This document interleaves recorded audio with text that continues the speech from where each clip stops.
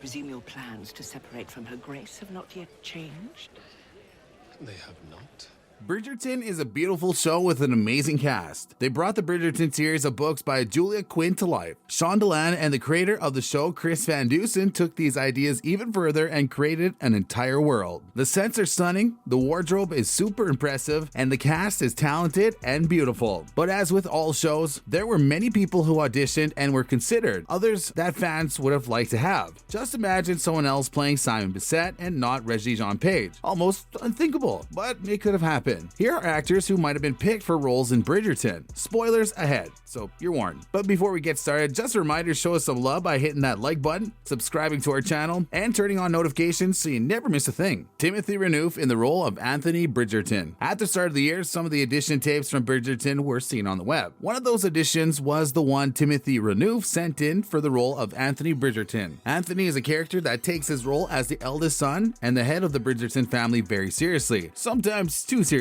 But he loves his family, and even the times that he's arguing with them, you can always feel the love and the connection they have. Jonathan Bailey brings lightness to the role that makes Anthony a relatable and caring character, even when he's being insufferable. It is a scene where he's arguing with Lady Violet, his mother, but Timothy shows no respect or love. He's kind of cold and rude. Definitely not the Anthony from the books, and it would have made the Anthony in the series completely unbearable and void of any redeeming qualities. Timothy Renouf has played other roles, for example in Killer Weekend. He is a good actor who was just completely not ideal for the role. Jacob Elordi as Simon Bissett. I couldn't imagine anyone else being Simon, the Duke of Hastings, but some fans have suggested that Jake Elordi could have been a great Simon too. He definitely has the body to play the buff boxing Duke, but I think that is about where the similarity would end. Elordi is a great actor. He has had starring roles in movies like the Kissing Booth franchise and in the hit show Euphoria, but I don't think he would have been right for the part of Simon at all. Jacob Elordi is only 23 and can still pass for a teenager. Simon is a man in his late 20s who has lived through a lot and is ready to settle down, even if he would never admit it. I just don't think a young actor would have been believable in the role. Both might be great actors, but to play Simon, I just think any other actor would have been better. Golda Rochevelle as Lady Danbury. Fans of Bridgerton already know Golda Rochevelle well. She plays the part of Queen Charlotte, the charming and demanding Queen of England and Ireland who rules over society and loves to get involved in the lives of others. There could be no other queen than Golda Rochevelle, but interestingly enough, she never planned to play that part. She is a stage actress who has been in many plays and has some success on the screen, but when she auditioned for Bridgerton, it was for the role of Lady Danbury. She did not get the role, but then they requested that she also send a video to audition for Queen Charlotte, and not long after, she got the news. She was cast as the Queen, a casting I think is pretty incredible. Olivia Colman as Queen Charlotte. This was another fan casting, and I'm pretty sure I know why fans think that Olivia Colman should be playing the Queen of England. She was pretty awesome as the Queen in The Crown, but these two ladies are very different. In real life, Colman seems way more relaxed than her part in The Crown, but having her play two different queens in two different hit Netflix shows, I think it would just be way too confusing. Besides, a big part of the show is focused on Queen Charlotte being African ancestry, and she changes society because of it. I love Olivia, but I think it's way better that we can watch both of her queens in two different shows. Talitha Stone as Marina Thompson. Another of the audition tapes that we're able to see belong to Talitha Stone, who played Susan in Emmerdale and who appeared in Game of Thrones. She auditioned for the part of Marina. She actually did a really good job in this role. I could see her playing the part, but in the end, the cast directors chose to go with Ruby Barker, another great actress. She played the part well, portraying both Marina's soft and vulnerable side and her selfish and arrogant side too. Maggie Smith as Lady Danbury. Okay, so I have to admit, no one actually talked about Maggie Smith getting this part, but I just had to include her on the list. Because why not? She was pretty much always whom I pictured when I was reading the books and Lady Danbury appeared. She played the part of Dowager Countess Violet Crawley in Downton Abbey, and she was another older lady that took no nonsense from anybody. Strong female characters, they're older and powerful enough to demand respect. But now I'm really glad that the part went to a Joanne Doe. Not only is it more inclusive, but she was also just an incredible Lady Danbury. Now I can't imagine anyone else playing the part. And Joanne Doe is really awesome and an incredible actor, and she captured everything that made this character special. So at the end of the day, I'm very glad that's who's Lady Danbury. Tom Payne and Simon Bissett. Tom has recently said that he auditioned for the role of Honorable Duke. I love Tom Payne. He's an English actor who is known for his roles in The Walking Dead and his starring role in the series Prodigal Son. The character he plays there has some serious daddy issues since his father is a convicted killer, so at least Tom knows how to play a character with a terrible father, and in the book, Simon is described as having piercing blue eyes.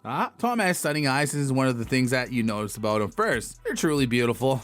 Dream even. Okay, but those are about the only things that work in Simon's character. Not even Tom thinks he would have fit into the character. According to him, he's way too short to play the tall and powerfully built Simon. It just wouldn't work, and no one would take him seriously. I wouldn't go that far, but I don't think Tom Payne would have worked as Simon. I might be able to see him as Anthony or one of the other Bridgerton sons. Maybe he could play an adult Gregory Bridgerton when we get to his season. Who knows? Carolyn Day as Daphne Bridgerton. The last of the audition tapes came from Carolyn Day, who was auditioning for the role as Daphne Bridgerton. When you look at the audition, it really isn't bad, just not right for Daphne. I think she took inspiration from characters like Lady Mary Crawley from Downtown. It sounded like a very stuck-up, aristocratic woman who believes she's very high and mighty, and who has a massive air of superiority that many ladies of the town would have. The only problem is that isn't the essence of Daphne. She's a character that's just really sweet and caring. She might be titled, but that isn't what defines her. She's defined by her love of family and how much she cares about those around her. She isn't a typical lady, and playing her in that way would have ended up having the character lose some of her sparkle. Phoebe Denver portrays Daphne really well, and while she was sure that she was never going to get the part, we're happy that she did get it. Jonathan Bailey was also up for Simon. When Jonathan tried out for the role in Bridgerton, he was trying for the part of Simon Bissett. It sounds like everyone wanted to be Simon, but he didn't get the role. He was talking to the production company and to Chris Van Dusen about men's society and family, and about all their different life experiences. And what he said must have made an impact on them, because they asked him to audition for Anthony instead. And soon he was cast in the role of Anthony Bridgerton, the Viscount who thinks that he needs to make all the decisions for his family. He's the eldest child and way overprotective, but since the first season of Bridgerton focused on Simon and Daphne's story, we haven't really seen any parts of Anthony yet. Season 2 is speculated to follow the second book in the Bridgerton series of the books, so we'll be getting to know the Viscount much better very soon. Shannon Purser as Penelope Featherton. Many fans had suggested this actor for the role of Penelope, and I can kind of see it. She is an American actress that has shocked fame with the role in the Netflix show Stranger Things. For that role, she was even nominated for a Primetime Emmy Award. She also has a recurring role in the show Riverdale, among others. She might have worked for the role, but I do think Nicole Glocklin is pretty perfect too. She has had a number of roles in popular English shows and is a really amazing actress. I know that Bridgerton isn't really strictly English, but the characters are. Nicole is an Irish actress, but she has the English accent down. She is really perfect in the role of the sweet and shy Penelope Featherington, who would do everything for the people that she loves. But for the first few seconds we saw her as her alter ego Lady Whistledown, she sent shivers down my spine with how different she looked. Bridgerton is an awesome show with some incredible characters. Do you think they chose the right actors? Let us know in the comments down below. We'll meet you there. Season 2 is going to hold a bunch of new characters, and I can't wait to see them come to life. Thanks for watching.